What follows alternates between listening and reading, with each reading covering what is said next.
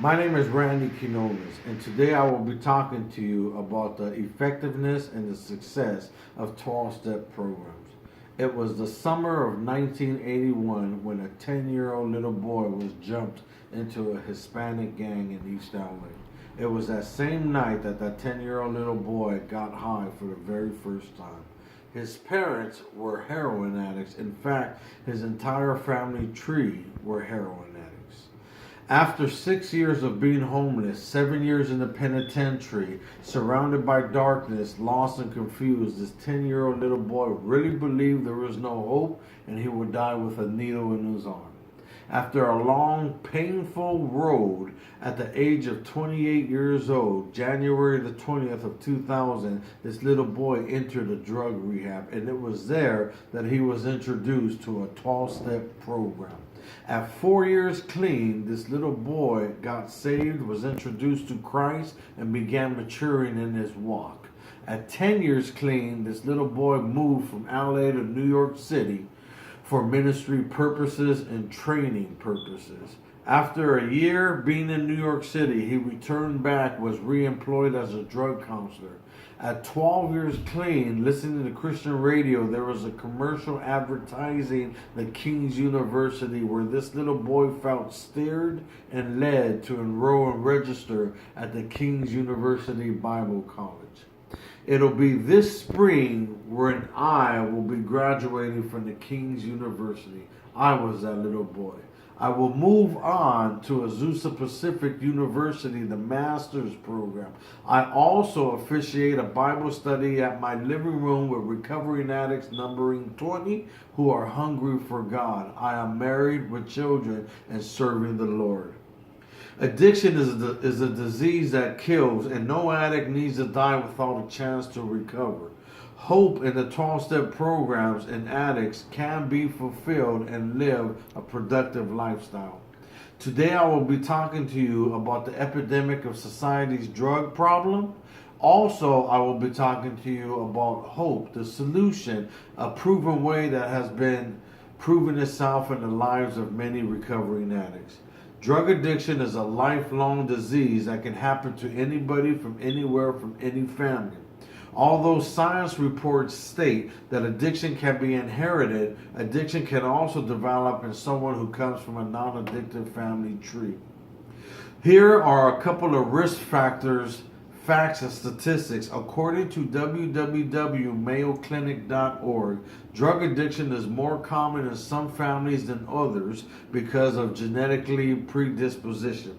Having a mental health disorder or peer pressure to get high among young people is big. Another website that I want to give to you guys is www.addictioncenter.org. Over 20 million Americans over the age of 12 developed drug addiction. 6 million people also have drug habits, have a co-occurring mental disorders such as bipolar or depression. Over 5 million emergency room visits a year are drug related, and this is the fact out of all my research that was most startling. 100 people die every single day from drug overdoses. I have been working in the field as a drug counselor for 17 years, and I watch these addicts walk in every day into the intake department, and today's addict no longer fits the profile of what society believes a drug addict looks like. They're not homeless anymore. They're not pushing carts anymore. They're not eating out of garbage cans anymore. They're not coming from penitentiaries anymore. They look like the average, regular high school kid.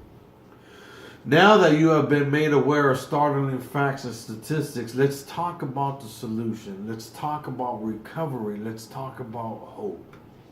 Hope is alive, and the addict can be restored to sanity and become a productive member of the greater community. This is a chronological process. First, the addict needs to enter a detox where they can be monitored by medical professionals before they transition into a residential setting. After that, an aftercare plan is drawn up with a professional counselor to go home or a halfway sober living house. They must attend outpatient program where individual therapy and group therapy is offered. After that stage, now they have to attend 12-step meetings on a regular basis. Once the addict completes treatment, it is then that they are introduced to recovery where they become lifelong members. One common mistake that leads addicts back to relapse and drug use is not believing that addiction is a disease or thinking that their program stops. Everything they did to get to that point, they no longer have to do, and that they can return back to their regular lifestyle without changing a single thing. There are 5 non-negotiables that an addict needs to do to be successful. The first one is get a sponsor. Second one is attend regular meetings. Third one is change old friends, develop new friends that are headed in your direction, also in recovery. The fourth one is work steps, all 12 of them. The fifth one is develop a healthy relationship with God. The last point about recovery that is crucial is to be of service and give back. You feed the community that fed you. We don't get on our feet and then leave to do our life. Your life is not your own. We need to be of service to the newer members that are just coming behind us. Service work is an expression of gratitude. The new addicts need help at the infant stage you're in by the addicts who have some clean time.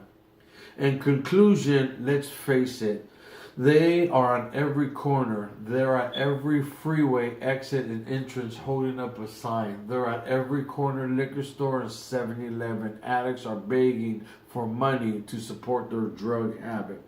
Drug addiction is a serious issue. It rips families apart, increases crime in our community, strips away every shred of dignity, humanity, sanity, spirituality, career freedom, and the capacity to feel human is lost due to drug addiction. Through abstinence, treatment, recovery, and working the 12 steps, life can once again become useful. What a change from the way the addict used to be to the wonders of recovery can bring to the addict's life. I know because you are looking at the evidence. Thank you and God bless you.